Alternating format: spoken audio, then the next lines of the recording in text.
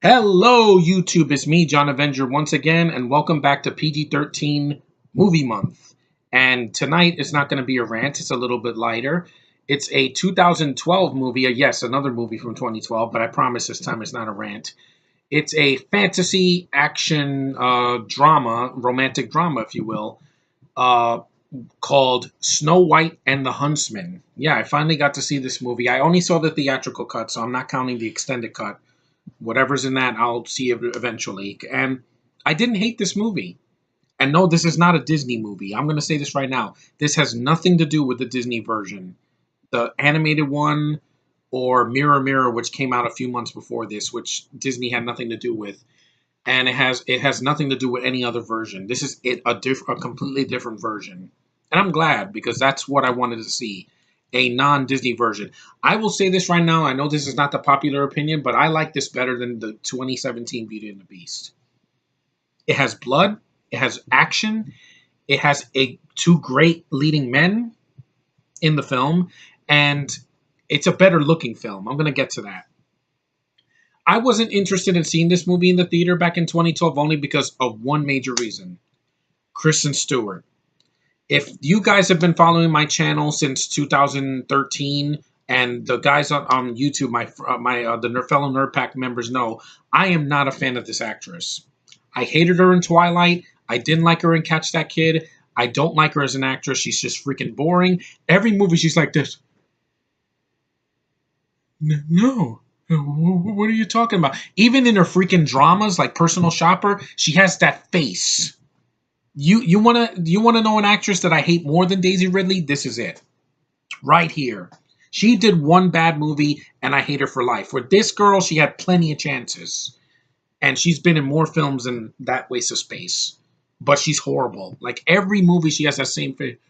No, what are you doing? Every movie she has that face. Even when she smiles, she looks like she's in pain. She's pale, she's boring to look at, and in this movie they give her a shitty British accent. Yeah, a British accent, something that I am tired of in these movies. Having a British accent in a fantasy film, it doesn't make it more epic. It only works if it's called Lord of the Rings or The First Chronicles of Narnia or The Hobbit, and that is it. All these other franchises like Star Wars and Pirates of the Caribbean, no, it doesn't work because it feels forced. I hope Nutcracker Four Realms is not one of those instances that it feels like, oh, they forced a British accent. This director is the guy that did the 2017 Ghost in the Shell. It's a flawed movie, but admit it, that movie looked amazing. Like the visuals in that movie are amazing. That's what I like about the film a lot. This movie has a nice look to it, even though it's a darker take on Snow White. I love the visuals. A lot of the special effects are very competently made. It has a budget, which is nice to see, unlike these BS Disney Channel movies like Descendants, where it's horrible CGI. Admit it. Josh, I know you like Dove Cameron. That's awesome. I'm fine with that cast is not the problem with those movies. The CG is the problem.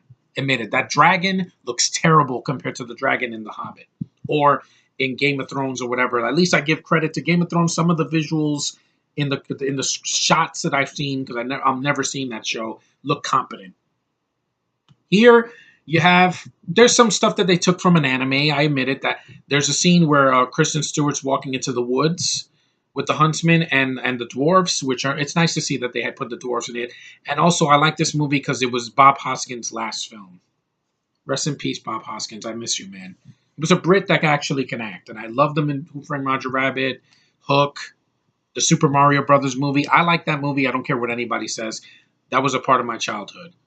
And, he's missed. He's greatly missed. And there's a scene where she sees a giant white deer, which fans of anime who have seen the Studio Ghibli movie, that's from the movie Princess Mononoke. Yeah, there's a white deer in that movie that glows.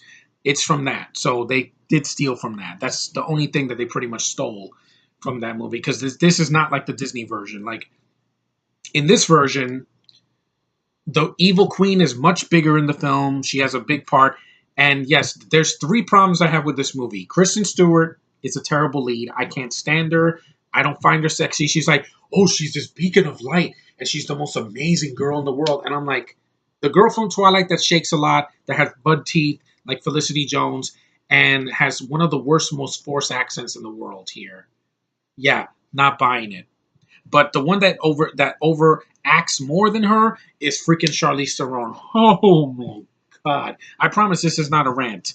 I like this movie, but like Divergent and other movies that I'm going to review this month, they have issues. Charlize Theron. This is the woman that won an Oscar for Monster for playing a serial killer that was a prostitute. That she gained 30 pounds, had great makeup, and Patty Jenkins looked like made her look like $1 million acting wise. She goes from that, which is compelling and really dark, to this. Half of her dialogue is screamed. If you thought Zod from freaking Man of Steel, I hate bringing that up again, but his overacting is calm compared to this. Freaking Eddie Redmayne in Jupiter Ascending go, I created life. That's childish compared to Charlize Theron. This is one woman won an Oscar before she did this movie. Half of the dialogue is like this: Snow White, who is the fairest of them all? She's like, go get her! And I'm like, oh my god. Take this, you South African bitch. Fuck you. This is why I don't want to see Mad Max Fury Road. I'm sorry, Parker. I'm sorry, Josh. She is going to ruin that movie for me if I ever see it. She overacts like crazy. She is like, even when she does a fight scene, she looks completely fake. She like leaks oil or something like that. I'm like, I don't get that. There's a scene she's bathing in gold. I don't get that.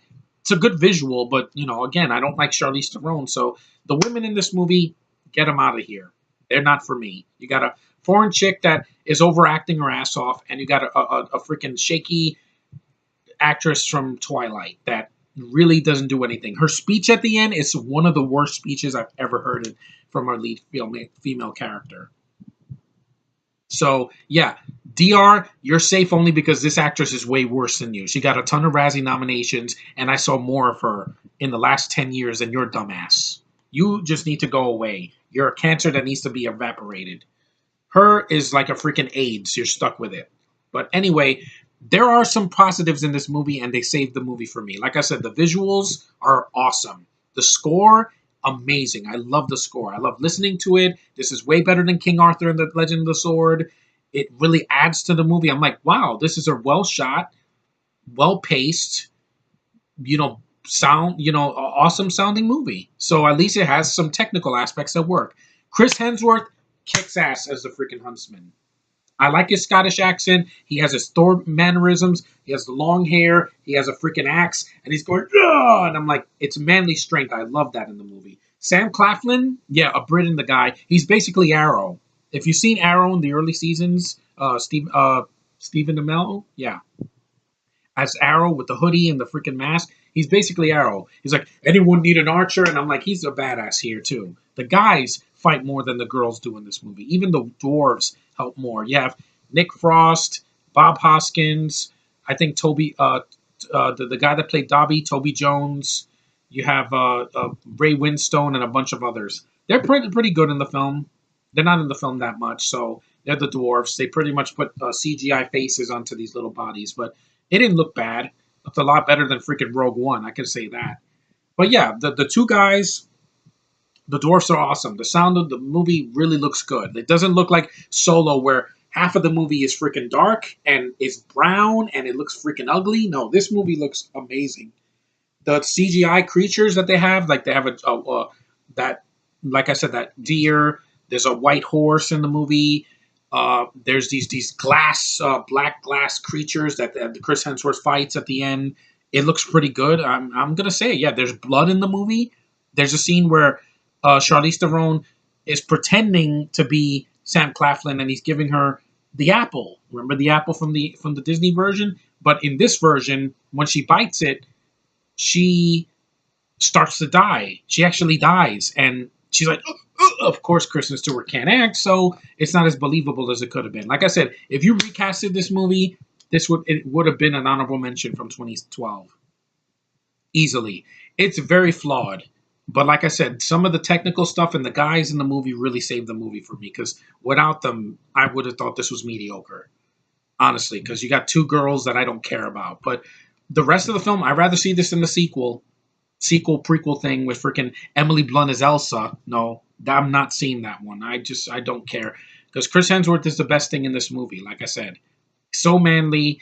He can get things done. He kicks ass all the way through the film. He keeps his accent. His voice can carry the movie, and he has to carry Kristen Stewart through the whole freaking movie.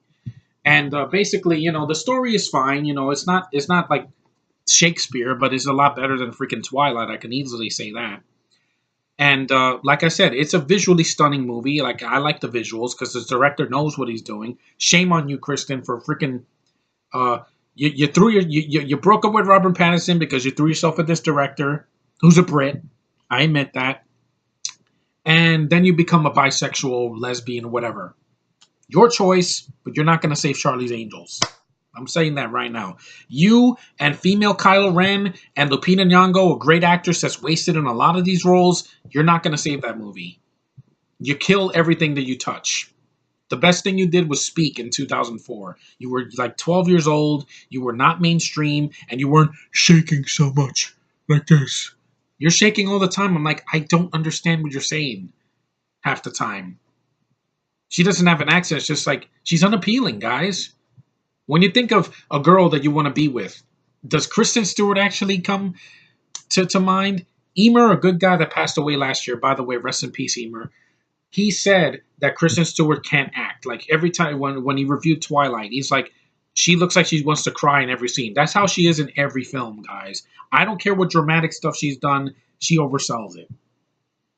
There's a reason she hasn't gotten an Oscar. At least Charlize won one. That's the only thing I give her credit for. Here, she's overacting like a mother. She really is.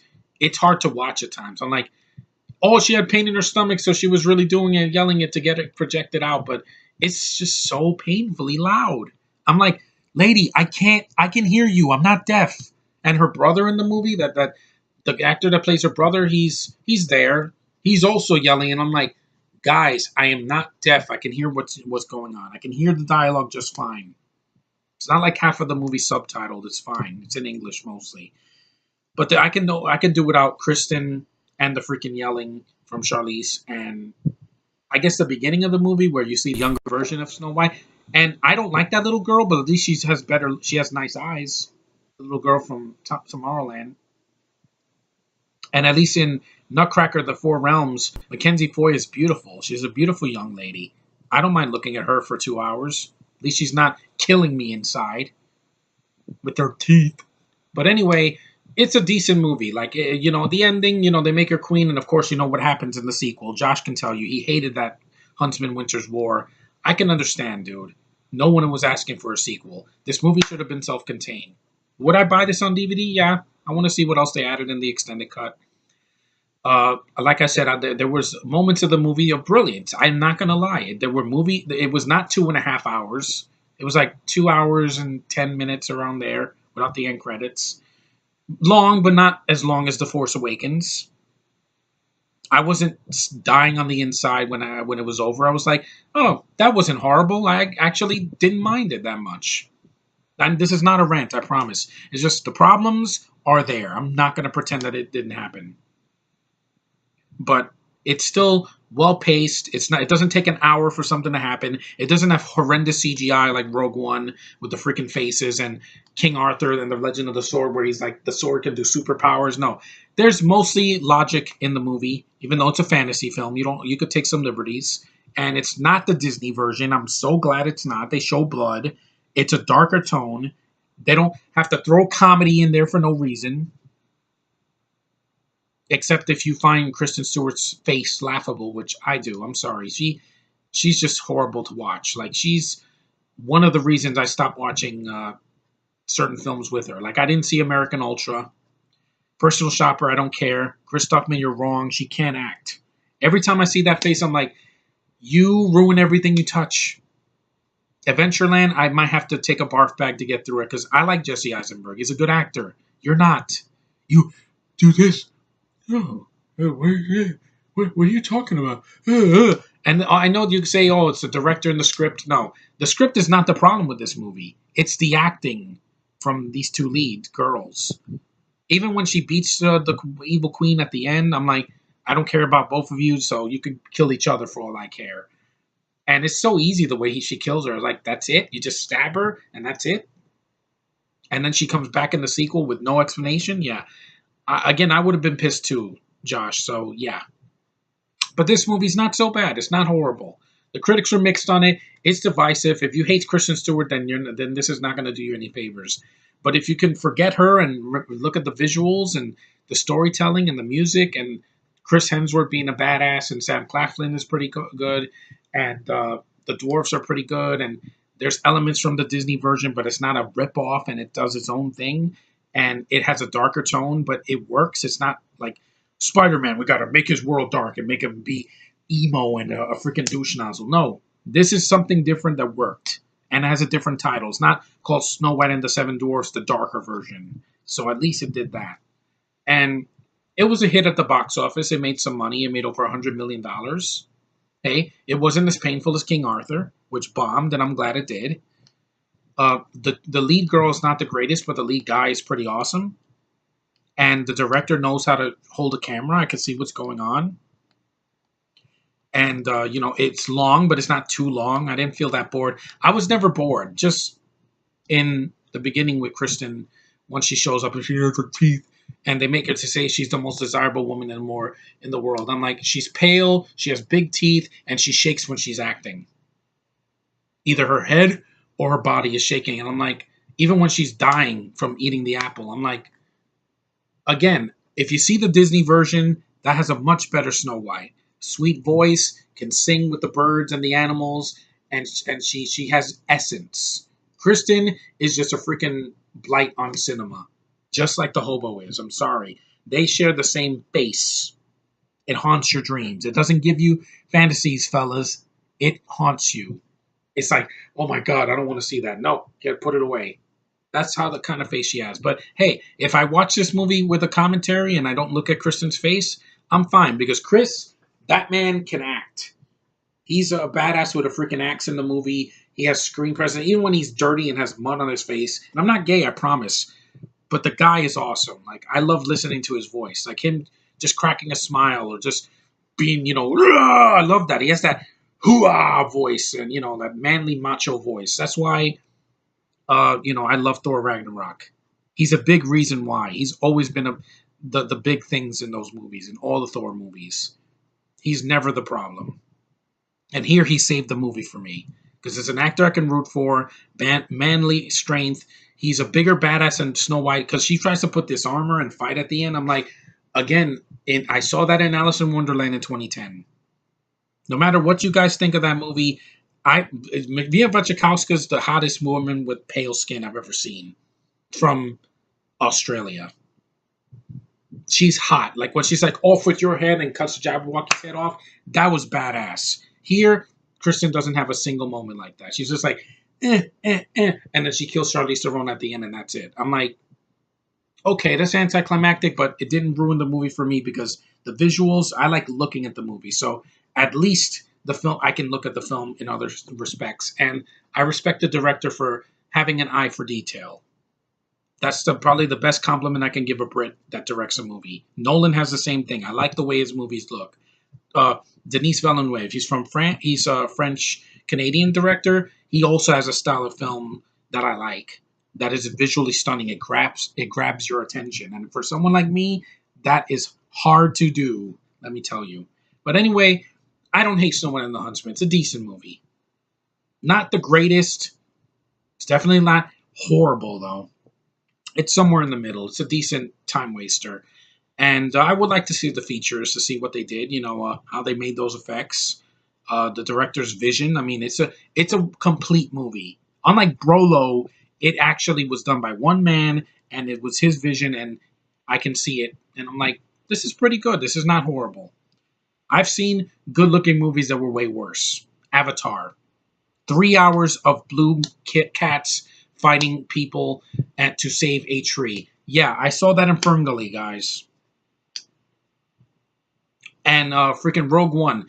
I didn't hate the battle sequences in the space and some of the fighting is well shot, but I hated the freaking CGI faces. They took me out of the movie. It looked like a cartoon. The Force Awakens. This is the last time I will ever give it a compliment this year. I hated that movie, but the first the opening was phenomenal. Like the opening burning the freaking village and the way the movie looked, it didn't have a bunch of lens flares in my face. I was like, okay, let's see where you go. Then the hobo comes up and fucks up the whole movie. So, yeah. One person can ruin a film, guys. In this case, no. Kristen couldn't ruin the movie for me because I'm like, forget you. I want to see what Chris Hemsworth's going to do, how he's going to fight and carry your dumbass because he's a real man. Something you won't ever know about Kristen because you turn to the dark side in a way. But anyway, it's a decent movie. If you haven't seen it, it's worth a watch. And if you really like the film, I bet the extended cut will probably be decent too. I don't hate this movie. Trust me, it takes a lot to punch me in the face with feminism and freaking gay stuff and freaking, forced agendas and ramming fan service in my face that's not needed. Here, it's not none of that. It's a self-contained movie. If you ignore Winter's War, this film stands on its own 2 feet. At least it does that. So take that for what you will, guys. I like the film. If you don't like the film, I'm not going to say you're an idiot in the comments because everybody has their own taste. Everybody in this world has an opinion on a film if they've heard of it. And they've definitely heard of this one because it was in mainstream theaters summer of 2012. So not horrible. I give it a pass, but barely because the guys, the visuals, the music, it does have some good in it. And it outweighs the bad. So thanks, guys, for watching. Take care. And I'll see you in the next review.